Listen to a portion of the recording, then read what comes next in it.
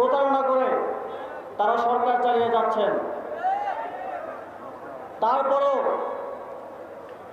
বাংলাদেশ যেহেতু একটা দীর্ঘ সময় কঠিন পরিস্থিতির মধ্য দিয়ে যাচ্ছিল, 11 দলীয় জোট, সংসদে বিরোধী জোট একসাথে দেশের স্বার্থে কাজ করার কথা বলেছে, সরকারকে সহযোগিতা করার কথাও বলেছে। কিন্তু আমরা দেখি এই সরকার শুধুমাত্র আমাদের গণভোটের গণরায়কে জনগণের রায়ের সাথে যে প্রতারণা করেছে তা না, তারা দেশ পরিচালনার ক্ষেত্রেও বারবার ব্যর্থতার পরিচয় দিচ্ছে।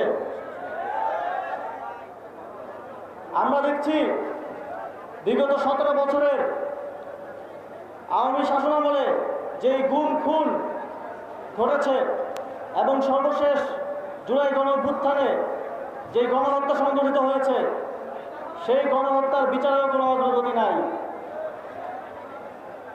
বরং আমরা কি দেখছি, আপনারা হয়তো দেখছেন আপনাদের এলাকায় যারা ফ্যাসিবাদের সাথে জড়িত ছিল, যারা হত্যাকাণ্ডের সাথে জড়িত ছিল, তাদের সাথে সমঝোতা করে সরকারি দল রাজনীতি করছে।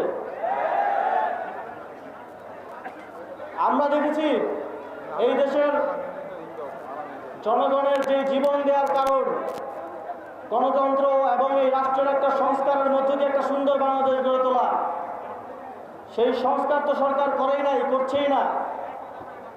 পাশাপাশি নির্বাচনের আজকে মাত্র 4-5 মাস হলো, এর মধ্যেই বিদ্যুতের দাম বাড়াবো না বলেও রেকর্ড পরিমাণে বিদ্যুতের দাম বাড়ানো হয়েছে। তেলের দাম বাড়াবো না বলেও রেকর্ড পরিমাণে তেলের দাম বাড়ানো হয়েছে।